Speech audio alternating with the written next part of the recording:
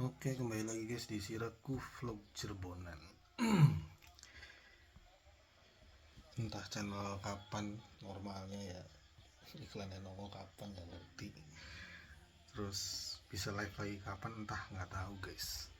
Tapi yang penting gue upload terus ya, supaya semangatnya terus ada gitu. Tapi gue nggak tahu nih kapan nih channel bakalan normal lagi ya. Makanya gue terus upload terus. Jadi ya pokoknya upload terus, tetap semangat gitu loh, apapun yang terjadi ya.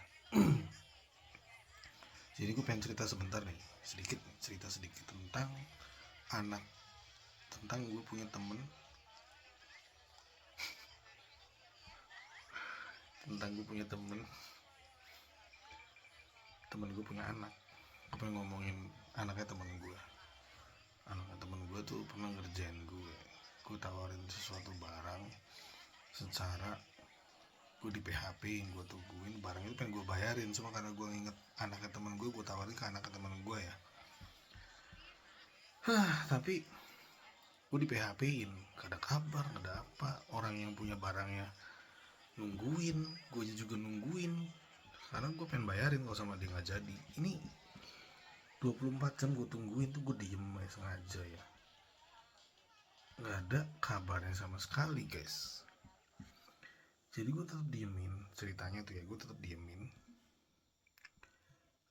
sampai nunggu kabar dia diinfoin seperti apa lagi gitu.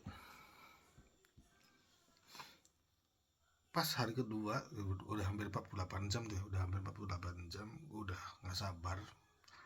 Jadi gue putuskan untuk ya udah gue yang bayarin barangnya, karena gue juga pengen bayar barang itu ya.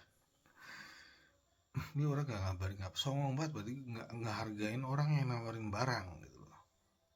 Nggak tahu kalau sama orang yang nawarin barang bukan gue ya, tapi dia nggak ngelihat siapa yang nawarin barang, dan dia nggak pernah tahu orang yang nawarin barangnya butuhnya seperti apa gitu.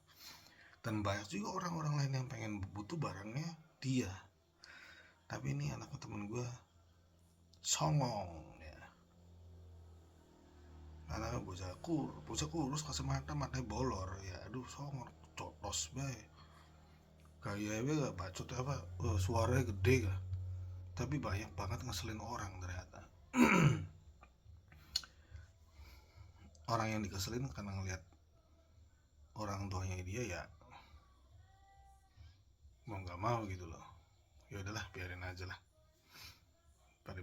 padahal salah sudah, kalau biarin aja. Nah kemarin dengar kabar ternyata beliau kena tipu 32 juta. Antara percaya dan tidak percaya, kena tipu 32 juta.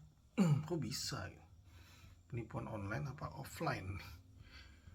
Penipuan offline dan online. Jadi orangnya tuh ketemu dulu guys, orangnya ketemu janjiin hadiah gitu-gitulah. Janjiin hadiah gitu-gitulah. Jadi orang udah ketemuan dulu, janjiin hadiah. Nah abis itu baru ketemuan offline. Tapi apa yang terjadi gitu, akhirnya ya pokoknya ketipu 32 juta. Jadi ini anak kelihatan banget pelit. Anak itu pelit itu. Anaknya temen gue nih pelit. Bapaknya aja gak pernah dikasih nasi rames, gak pernah dikasih rokok, gak pernah dikasih duit. Bapaknya padahal miskin banget ya, masih miskin sekarang sih ya, gak tahu besok-besok. Nah ini ketipu, anaknya ketipu. Jadi mau gak mau, apa yang ditabur ya dia tuai. Mungkin bukan akibat dari gue juga ya, karena akibat dia sendiri. Apa yang dia tabur dia tuai. Mudah-mudahan di teman-teman kita ya, maksudnya gue sendiri juga jangan pernah sampai kayak gitu, dan teman-teman gue berharap jangan kayak gitu ya guys.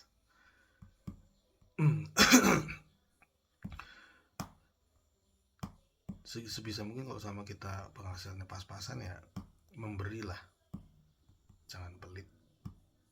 memberi ke orang yang benar-benar membutuhkan. Maksudnya sih dalam arti itu tepat sasaran gitu. Jangan memberi ke orang yang tidak tepat sasaran. Udah jelas ini orang duitnya ada nih, kita ngasihnya ke orang itu. Waduh,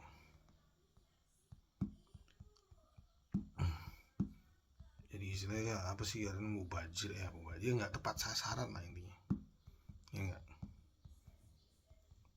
tidak tepat sasaran. Ini gue pengen bikin video yang part kedua ya setelah ini. Jadi ini judulnya anak temen gue yang ditipu 32 juta. Ini part 1, ntar gue bikin part 2 nya. Dadah.